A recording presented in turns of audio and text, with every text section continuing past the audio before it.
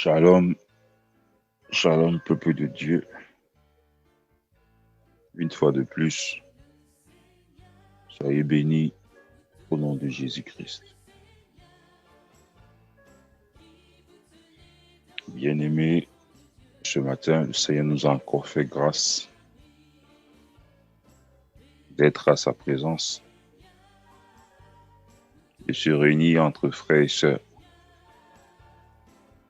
pour pouvoir parler de lui, pour pouvoir l'adorer et pour pouvoir le louer.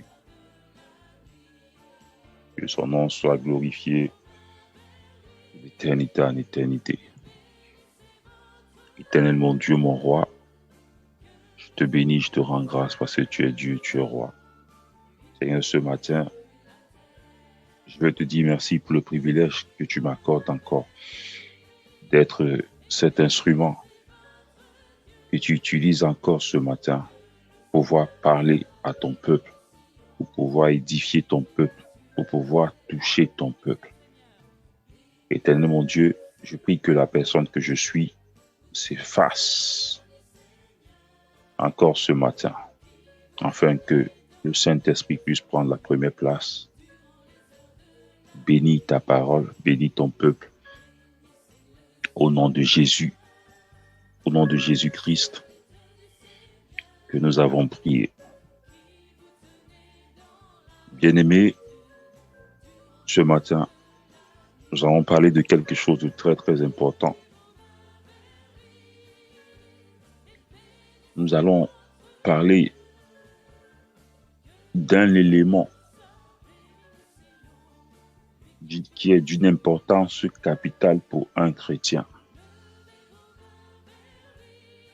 Nous allons parler d'un élément que le diable utilise également pour pouvoir détruire les enfants de Dieu.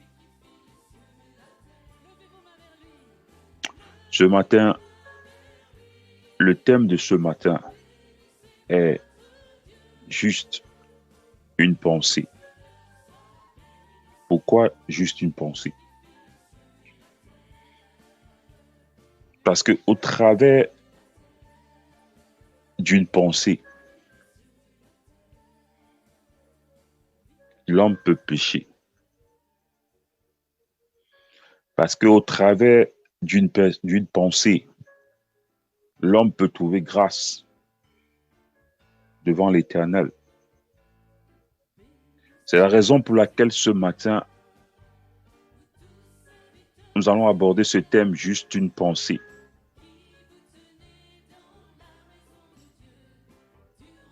Le fait de penser à quelque chose,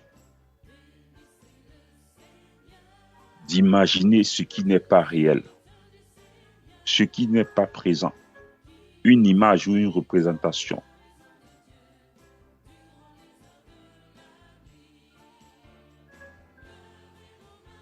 nous amène à développer certains comportements dans nos vies. Bien aimé, le simple fait de penser du mal à quelqu'un, le simple fait de penser à la mort vis-à-vis de quelqu'un, vous n'avez pas besoin qu'on vous trouve avec des mains salies, qu'on vous trouve avec des mains accrochées tout autour de son cou. Mais le simple fait de penser à sa mort, vous l'avez déjà tué. C'est la raison pour laquelle j'ai souvent l'habitude de dire aux gens que le cœur que nous avons est un très grand tombeau. Beaucoup de personnes portent des gens dans leur cœur. Mais laisse-moi te dire ce matin, tant que tu porteras ces gens dans ton cœur,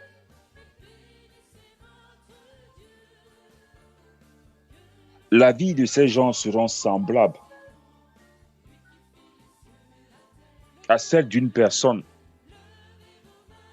qui est dans un tombeau. Cette personne va vous tourner à rond et ne trouvera jamais une solution parce que tu l'as emprisonné dans les prisons de ton cœur.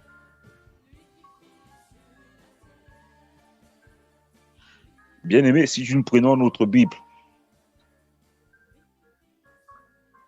et nous lisons le livre de Proverbes, chapitre 27, au verset 7. Proverbes, chapitre 27, au verset 7, il est écrit: le lait des chèvres suffit à ta nourriture, à celle de la maison et à l'entretien de tes servantes. Nous allons prendre un exemple très très simple que tout le monde connaît. Nous allons parler de Caïn. Caïn a juste eu une pensée. Venge-toi de ton frère. Et il a tué Abel. Bien-aimé, la pensée nous amène parfois à nous éloigner de Dieu.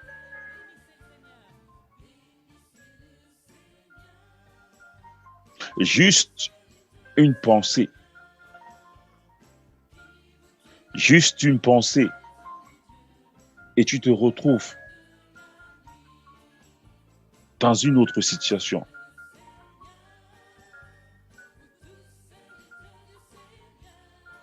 Samson a juste une pensée.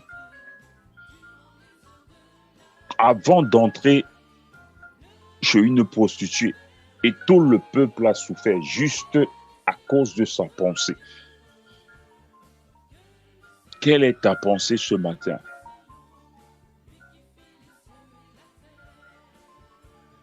C'est la raison pour laquelle il est important pour nous, enfants de Dieu,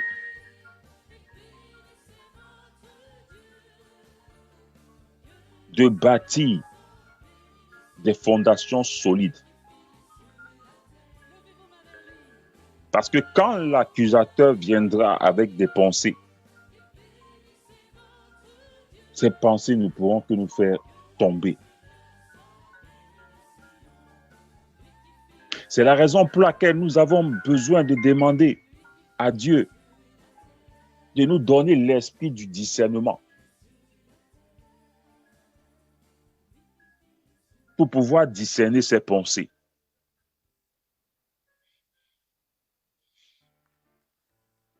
Aman a eu la pensée de pendre Mardochée. Bien-aimé, la pensée. Judas a eu la pensée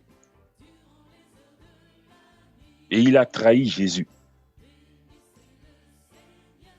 Faisons très très attention à nos pensées. Qu'est-ce que ta pensée te dit ce matin? As-tu toujours écouté ta pensée? Qu'est-ce que ta pensée te dit présentement? Bien-aimé, la pensée nous amène soit à la vie et l'obéissance de Dieu. La pensée nous amène soit à la mort et la perdition éternelle avec Satan. Mais ce qui est important pour nous, peuple de Dieu, c'est qu'à partir de ce matin, que nous puissions avoir un esprit de discernement. Que nous puissions discerner certaines de nos pensées. maintenant, mais comment est-ce qu'il faut faire pour reconnaître que cette pensée vient de Dieu ou du diable? Bien-aimé, si la pensée vient de Dieu, cette pensée sera accompagnée de la mentalité de Dieu. Si la pensée vient de Dieu, elle sera une pensée positive, une pensée édifiante, une pensée constructive, une pensée qui te fortifie. Mais et non une pensée qui t'amènera plutôt à la destruction. Et si une pensée vient du diable, cette pensée sera accompagnée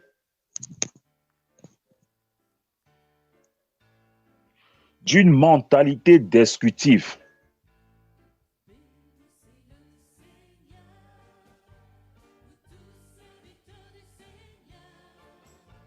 D'une mentalité pleine de désespoir, d'une mentalité pleine de peur, d'une mentalité pleine de haine. C'est là où nous voyons souvent des gens. Quand tu lui parles du pardon, c'est comme si tu demandais à quelqu'un de venir se coucher afin que sa tête soit coupée. Bien-aimé, la pensée, à cause de la pensée, à cause de la pensée, toute la terre peut être détruite.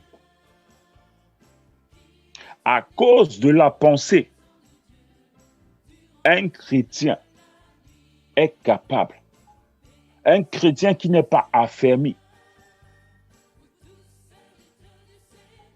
est capable de s'aimer le trouble partout où il passe,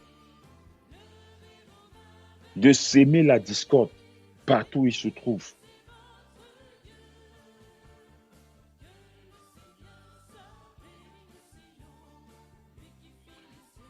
Quand une pensée arrive,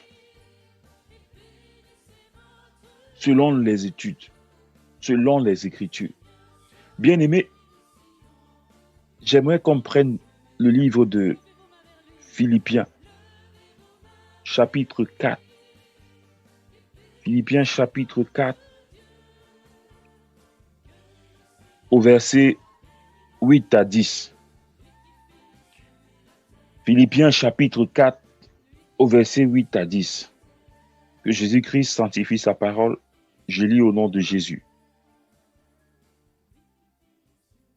Au reste, frères, que tout ce qui est vrai, tout ce qui est honorable, tout ce qui est juste, tout ce qui est pur, tout ce qui est aimable, tout ce qui mérite l'approbation, ce qui est vertueux et digne de louange, soit l'objet de vos pensées. Ce que vous avez appris, reçu et entendu de moi, et ce que vous avez vu en moi, pratiquez-le. Et le Dieu de paix sera avec vous. J'ai éprouvé une grande joie dans le Seigneur de ce que vous avez pu enfin renouveler l'expression de vos sentiments pour moi. Vous y pensez bien, mais l'occasion vous manquait. Bien-aimé, la pensée. Tous nos pensées doivent être dédiées au Christ. Tous nos pensées doivent être dédiées au Seigneur. Quel est ce que tu as appris? Quel est ce que tu as entendu? C'est sur ça que tes pensées doivent être dirigées. Comme la Bible te le dit ce matin. Tes pensées ne doivent que appartenir à une seule personne.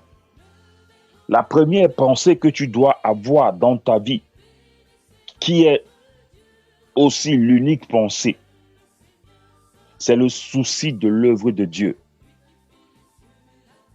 Le souci de l'avancement du royaume de Dieu. Nous, les enfants de Dieu, aujourd'hui, nous devons être à mesure de penser comment est-ce que nous allons développer des voies et moyens pour continuer à gagner des âmes pour le Seigneur. Nous devons penser comment est-ce que nous devons développer des stratégies pour le suivi de ces âmes.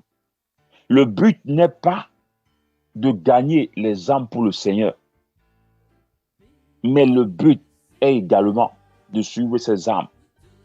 Le but n'est pas de sortir une brebis dans une fosse, mais le but est d'accompagner ces brebis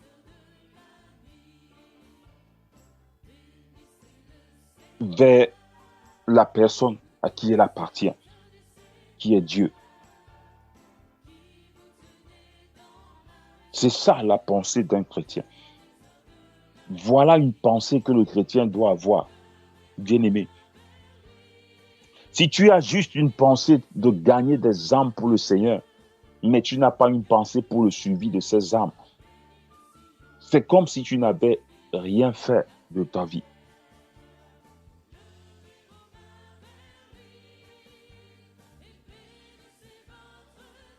Bien-aimé, le Seigneur est merveilleux. Je vais vous faire un petit témoignage qui est un témoignage personnel.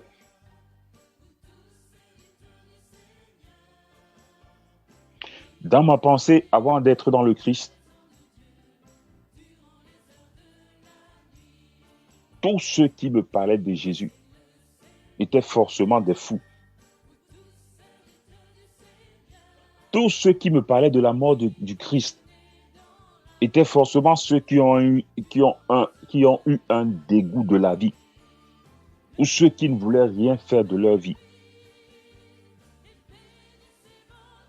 Je me souviens en classe de seconde, j'avais un professeur de mathématiques et ce professeur avait toujours pour habitude, dans son intervalle de temps, il avait dédié 15 minutes. Il faisait tout et tout pour pouvoir achever son cours. Et les 15 minutes qui restaient, c'était la parole de Dieu.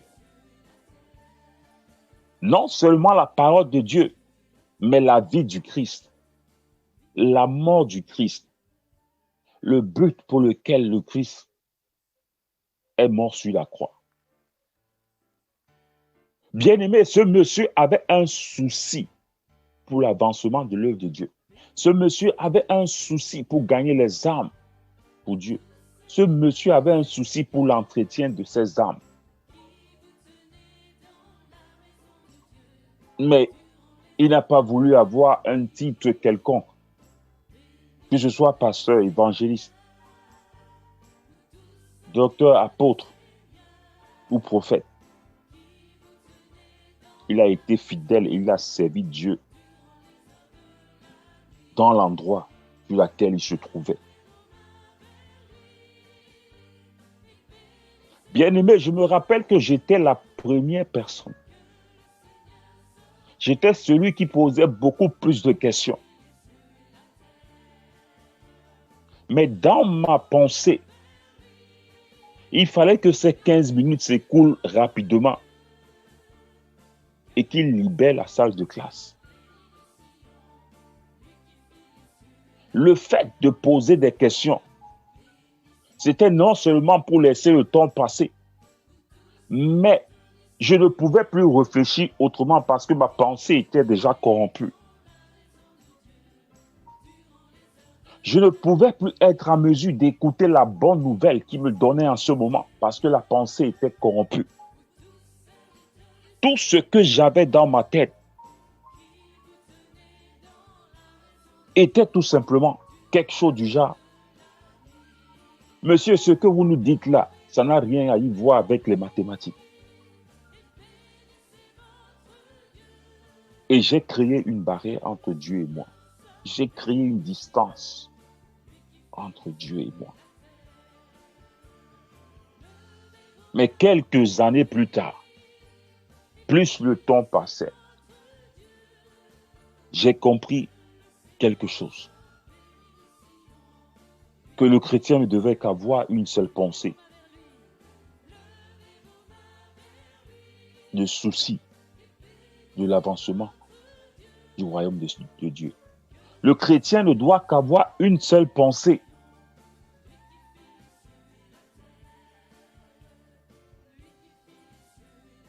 propager l'évangile du Christ, donner les avantages à ceux qui ne le connaissent pas. Pourquoi est-ce qu'il est important d'être avec le Christ? Bien-aimé, quand le moment est arrivé, j'avais le Christ en face de moi. J'avais la parole de Dieu en face de moi. J'avais la vérité en face de moi. Mais ma pensée me bloquait. Ma pensée avait déjà fait une barrière entre la vérité et moi, entre la parole de Dieu et moi. Bien-aimé, je me suis retrouvé, quand j'ai su la vérité, quand le Seigneur a touché ma pensée, je me suis retrouvé en train de chercher le Christ d'église en église. Je me suis retrouvé en train de faire des déplacements. Quand on me parlait d'une croisade, je me suis retrouvé en train de chercher le Christ. Mais pourtant, je l'avais juste à côté de moi. Et pourtant, je l'avais à quelques mètres de moi. Mais ma pensée m'a éloigné du Seigneur. Ma pensée m'avait éloigné de la vérité. Ma pensée m'avait éloigné du chemin de la vie éternelle. Ma pensée m'avait empêché de refléter cette lumière que le Seigneur a mis en nous. Ma pensée, bien-aimée, aujourd'hui, je ne suis pas différent de ce professeur de mathématiques. Aujourd'hui, je n'ai qu'une seule pensée. Comment est-ce que je vais gagner des âmes pour le Seigneur? Comment est-ce que je vais développer les stratégies pour l'avancement de l'œuvre de Dieu? Comment est-ce que je vais développer les stratégies pour le suivi de ces âmes que j'ai gagnées au Seigneur? Bien-aimé, celui qui parle du Christ, celui qui utilise de son temps pour parler de la mort du Christ, pour parler de la vie du Christ, pour annoncer l'évangile du Christ,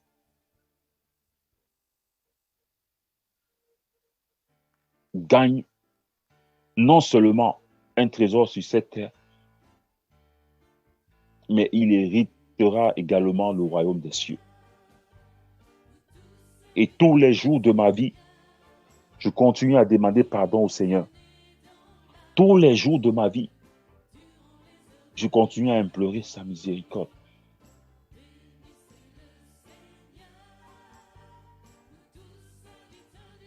Parce que lui, il a voulu me canaliser. Il a voulu me montrer le droit chemin. Mais mes pensées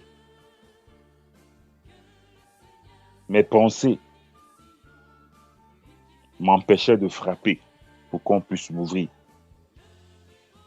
Mes pensées m'empêchaient de demander pour qu'on puisse me donner. Bien-aimé, quelle est ta pensée ce matin? Je prie que ta pensée ne soit qu'orientée pour le souci de l'œuvre de Dieu, pour le souci de l'avancement de Dieu. Aujourd'hui, nous ne vivons plus pour nous, mais nous vivons pour le Seigneur. Nous vivons pour le souci, pour son œuvre. Parce que c'est Dieu qui vit en nous maintenant. Juste une pensée, bien-aimée, te permet d'hériter le royaume des cieux. Juste une pensée te permet d'être comme le Joseph de ta famille. Juste une pensée te permet d'intercéder pour ta famille. Bien-aimé, je prie que ce matin, le Seigneur touche nos pensées. Que nos pensées soient plutôt des pensées positives. Que nos pensées soient plutôt des pensées constructives.